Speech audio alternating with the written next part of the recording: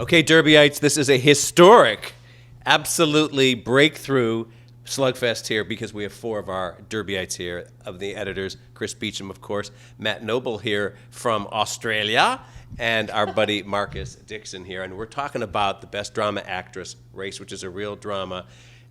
Look, the odds, the official Gold Derby odds, are heavily in favor of Viola Davis. And among the experts, we have 17. 12 of them are going for Viola. Of us editors, 6 out of 7 are going for Viola. Chris, you just gave us a tell. What are our second choices? Where do we disagree here? Well, actually, I have Robin Wright in first. I'm the only one of this 4. I do have Viola in second. Well, let's start there. Okay.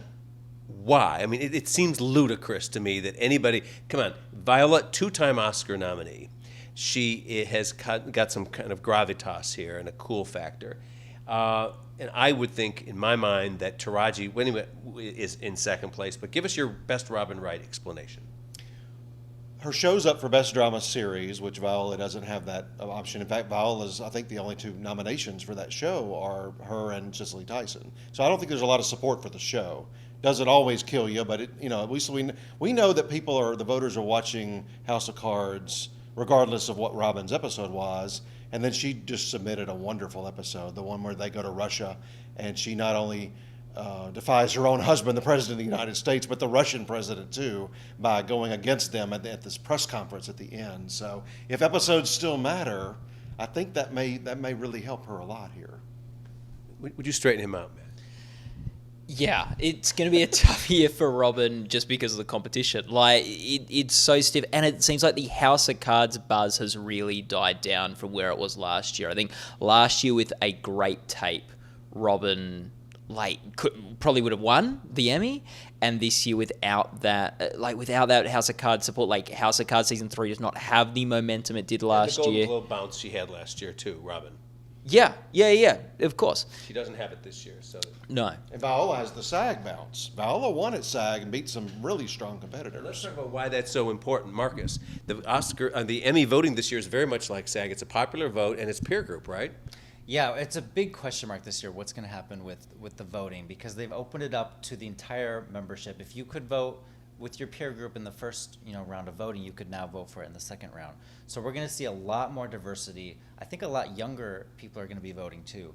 And so, Viola Davis just has the support, not just from the TV folks, but from the movie right. movie industry. They're suckers for that, movie stars on TV. Like Glenn Close, when she right. came to TV, she played a lawyer on Damages, just like Viola Davis.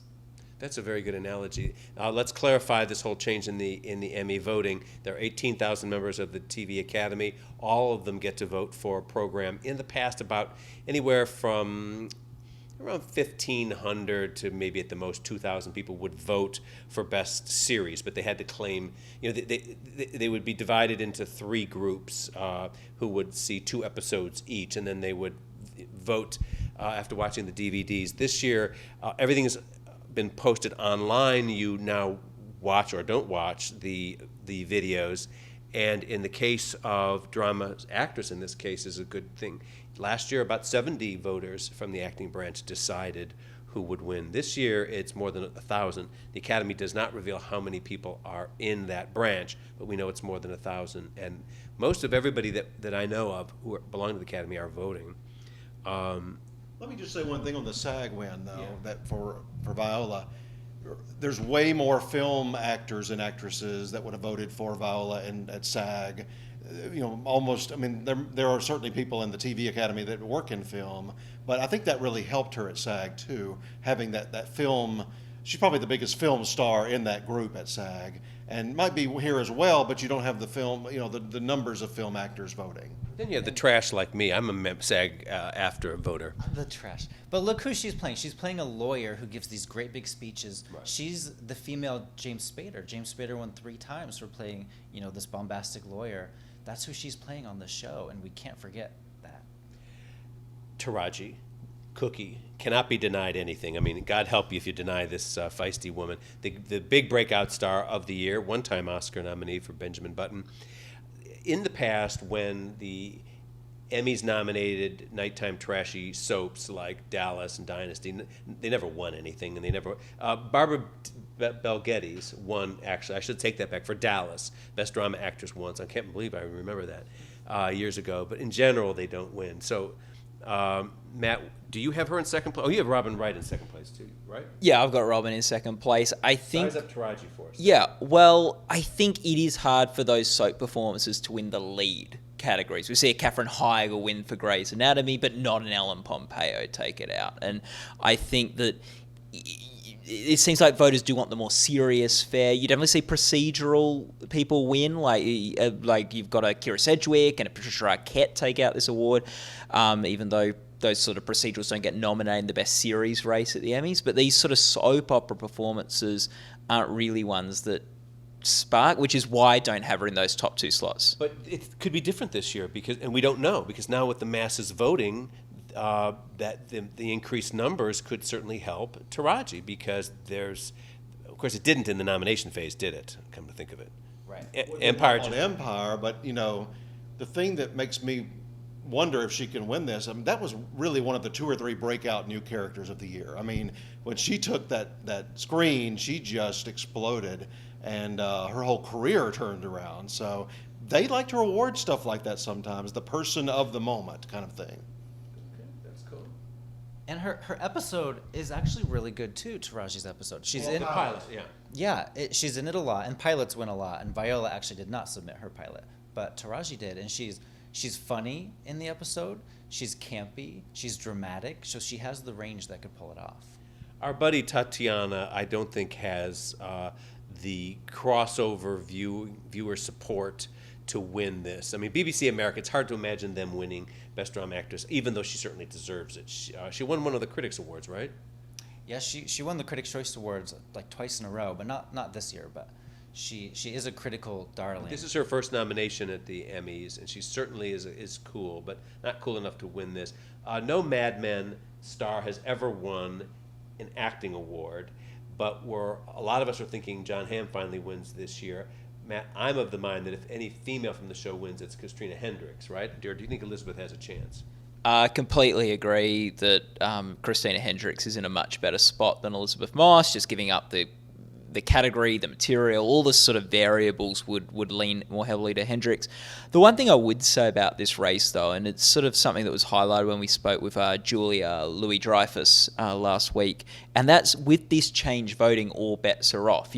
Mad Men wasn't able to win an acting award under the old system. Yeah, under the old system of voting. This year we've got more people voting. It might be dependent less on tape, so it won't matter as much if the Mad Men act. It just is hard to tell.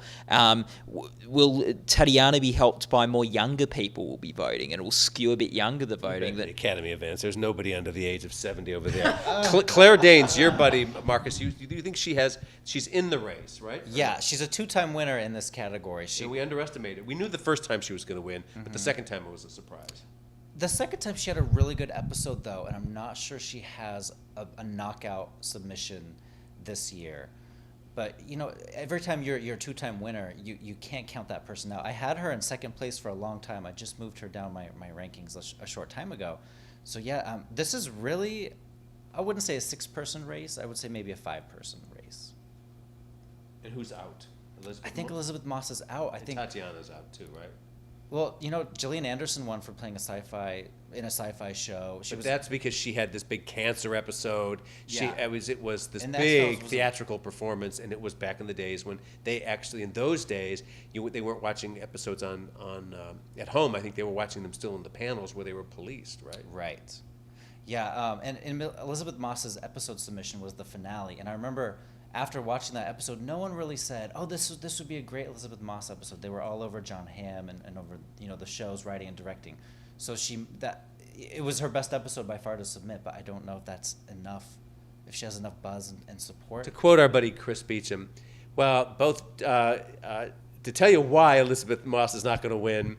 He said she submitted the finale. Who's the star of the finale? John Hamm. Case closed, right, Chris? Right. Well, that's I never liked her being in lead the whole show. Some shows have 2 leads, 3 leads. Mad Men was about Don Draper, and I think if she had ever gone or stayed in supporting, I know she tried it one time and got in. I think somewhere over the course of the show she might have won, but she just never had the material within a given episode to be a lead. Well, one time the suitcase episode. How to Get Away with Murder. Viola, take it, baby.